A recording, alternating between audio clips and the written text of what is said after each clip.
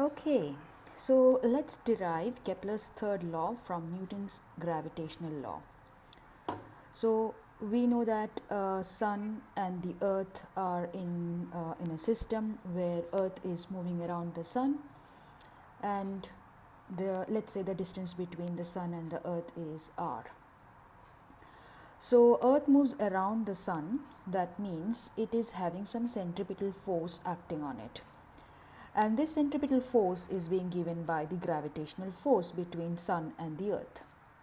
So what does that mean?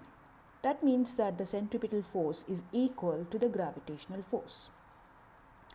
Now let's just get some of the facts clear here, which we are going to use in this derivation. The mass of the Sun we are going to take as ms, and the mass of the Earth we are going to take as me. Also, let's assume that the speed of the Earth is v, and the time taken by the Earth to complete one revolution around the Sun is equal to t. Okay, we are going to use these alphabets when we derive the equation. Now we know that centripetal force is given by MAC. So in this case, it is the Earth which is moving around the Sun. So it is MEAC. AC is the centripetal acceleration.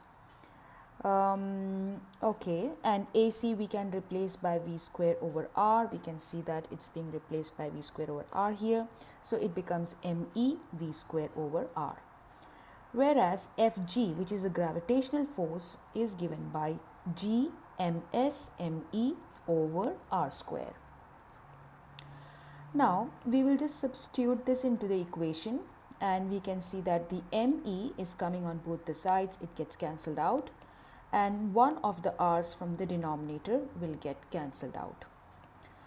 Now v square is equal to g ms over r. That's what we can, like, after simplifying, this is what we get.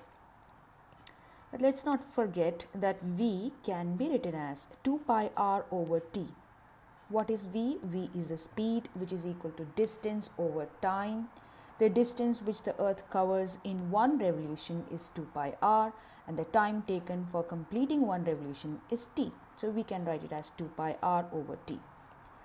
Bringing it back into the equation and just opening up the square, you can see that we are having 4 pi square over r square over t square equal to gms over r.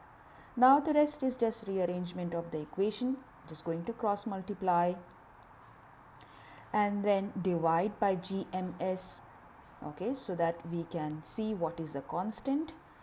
And that constant, you can see that this constant, which is in the bracket, 4 pi square over gms, this whole thing is constant. So what do we see?